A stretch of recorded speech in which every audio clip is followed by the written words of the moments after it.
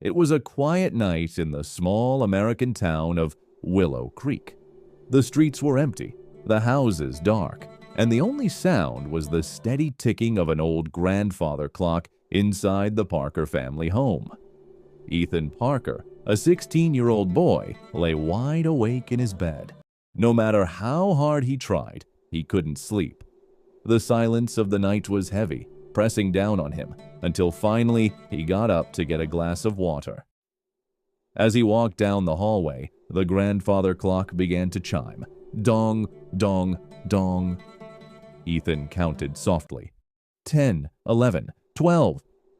But then something impossible happened. Dong! A 13th chime echoed through the house. Ethan froze. His skin prickled, and his heart pounded in his chest. Clocks didn't strike 13. That wasn't possible. The lights flickered, and for a moment the house seemed to shift. When he looked out the window, his breath caught in his throat. The street outside wasn't the same. The cars were old, with round headlights and rattling engines. There were no streetlights, only the dim glow of gas lamps. The air felt colder, heavier, as though he had stepped back in time. Ethan whispered, "What's happening?" He stepped outside, and that's when he saw her. A little girl in a white dress stood at the edge of the road. She looked about 10 years old, but there was something unnatural about her.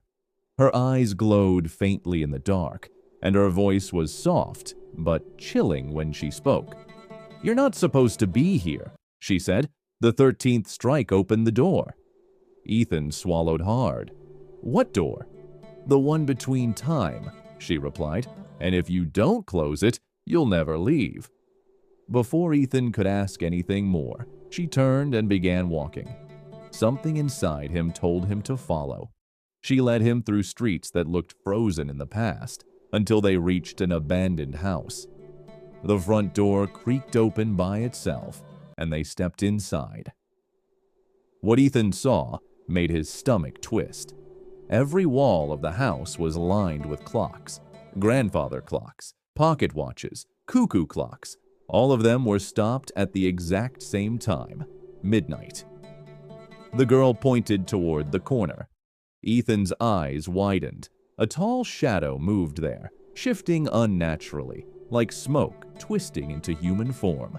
The girl whispered, "The 13th chime woke it up. It's the keeper of lost time. If you don't stop the clock, it will keep you here forever." Ethan felt panic rising. He turned and ran, bolting through the dark streets back toward his house. The world around him was crumbling, fading, as though it couldn't hold itself together. When he burst through his front door, the grandfather clock loomed before him. Its hands spun wildly, the pendulum swinging faster and faster. The 13th chime rang again, shaking the entire house. "No!" Ethan shouted. He grabbed the heavy pendulum with both hands, trying to stop it. The clock resisted, groaning as if alive. But with one final pull, Ethan forced it still. The sound stopped.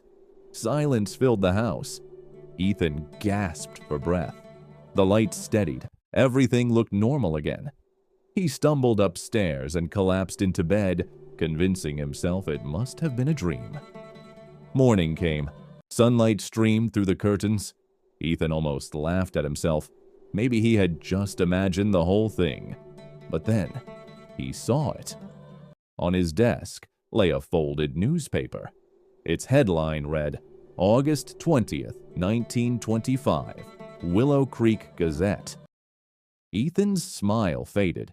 His hands trembled as he held the paper, because today was supposed to be August 20th, 2025, and in the silence, faint and distant, he thought he heard it again. Dong! The 13th strike